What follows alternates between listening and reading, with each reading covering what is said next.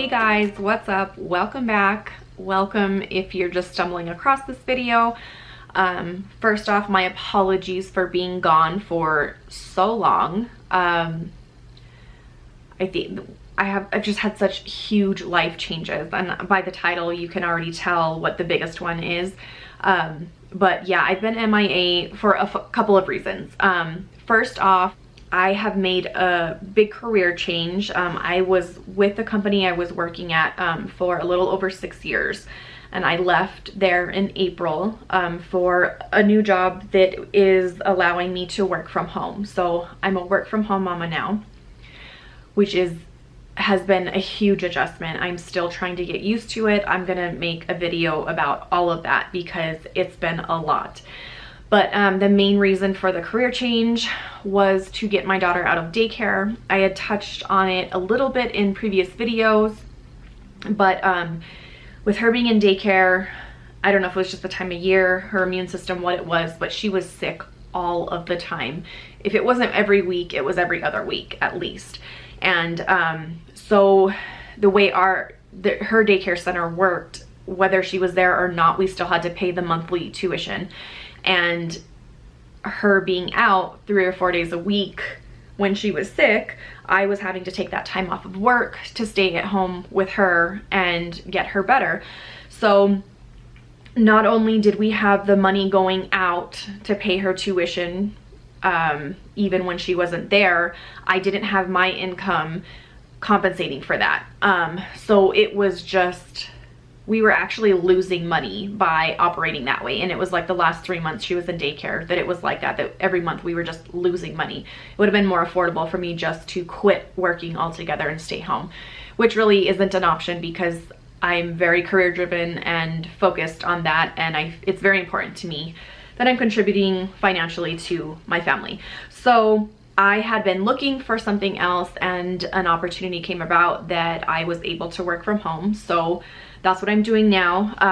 And this is getting a little bit off topic, so I will make a separate video on my new job, what I'm doing, and how I'm making all of that work as a stay-at-home mama.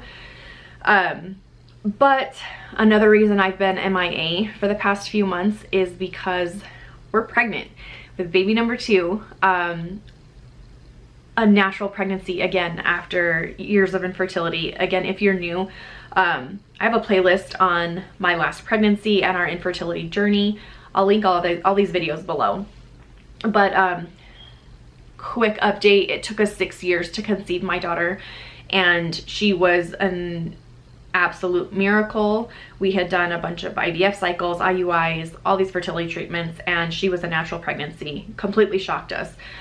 And so I was hopeful that we would be able to conceive baby number 2 naturally, but in the back of my mind, I never really thought that it was going to happen. I thought, you know, we were already given one miracle. I didn't know if we'd be given a second, and we were.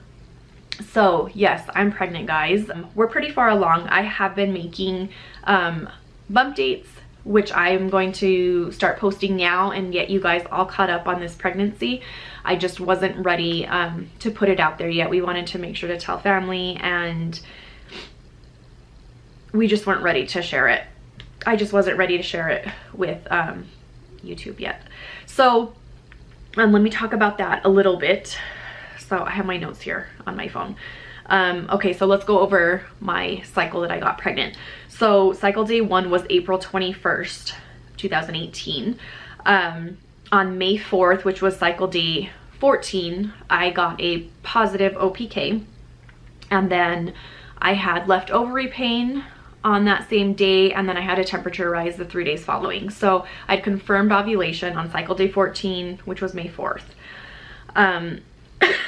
I got my first BFP very, very faint at 10 DPO, and those tests just progressively got darker. We had a chemical pregnancy back in February, so I was hesitant to get too excited, but as I was testing the lines, I'll insert a video here of those tests. And so as you can see, the very first one at 10 DPO is very, very faint, and I don't even know if you can see it on the camera, but they progressively got darker and darker and darker.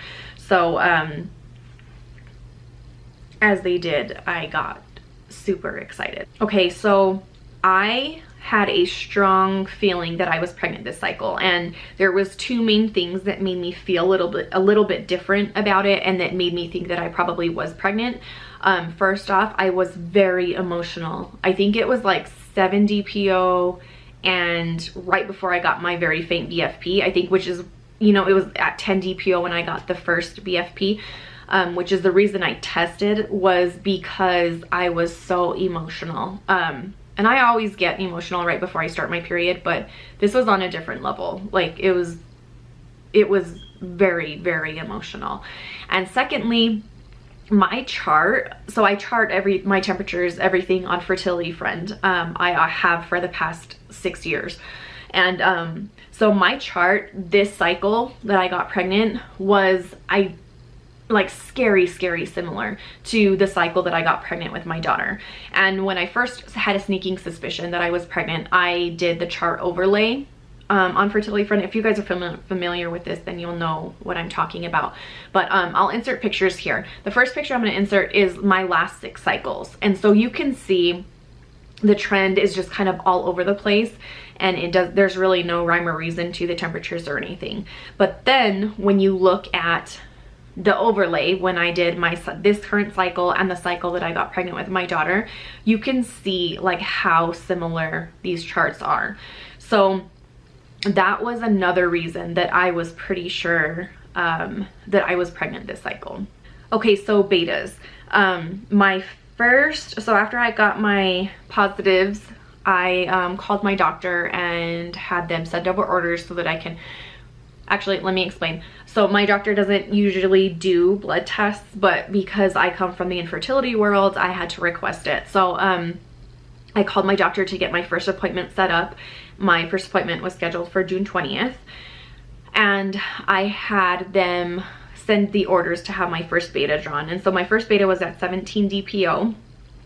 And that number came back at 468, which the nurse called me and had me a little bit nervous because she said that they would rather see that number at 500 or higher. When I was on beta base, I think it said like the average was like, I don't know, 450 or something like that. So it didn't freak me out too much, but I really don't think that they should be saying stuff like that. Oh, we would rather see it closer to 500, especially, like I said, I come from the infertility world. So like, don't mess with my emotions like that and get me worked up or nervous about something. Don't talk about anything negative. You know what I'm saying? Like, especially when it's that close, like 468 and 500, even if you would rather see it at 500, 468 is not that far off, right? So that was kind of annoying. But anyways, so then I went back at 19 DPO for my second beta, and that number came back at 1,132. So that's more than doubling. And at that time, she was very happy with that number, and told me that there's really nothing to worry about. So the doubling time, I got on beta base, and the doubling time was 37.7 hours. So just every step was giving me a little bit more and more reassurance. Also, my progesterone came back at 26.5, which I think she said that they want to see that at higher than 10. And she was very impressed with the progesterone number. So that was good too. My due date is January 26th of 2019. And again, I'm sorry guys that I disappeared for so long. I've just been trying to get my life in order. I feel like I'm starting to get a little bit more of a routine down, and things are starting to make a little bit more sense. So I really plan on getting back on track with my videos and keeping you guys updated, and just tracking this pregnancy and like documenting it. Like, making these videos with my daughter was like the most exciting thing. So I'm so happy to be able to be doing this again. And yes, we are just so excited, and I can't even tell you how grateful I am and how blessed I feel that we get to experience this again. So that's it guys. I know this was probably a long rambly video, but thanks for sticking around. And I am going to start posting my bump dates now that I get this announcement video to you guys. So make sure to subscribe if you're new so you can follow along on this super exciting journey. And keep an eye out for my bump dates because I'll be posting those within the next couple of days. I want to have all of those videos out within the next week or so that you guys are completely caught up with me where I am right now, and it'll be in like real time, these updates. So see you for my next one. Bye.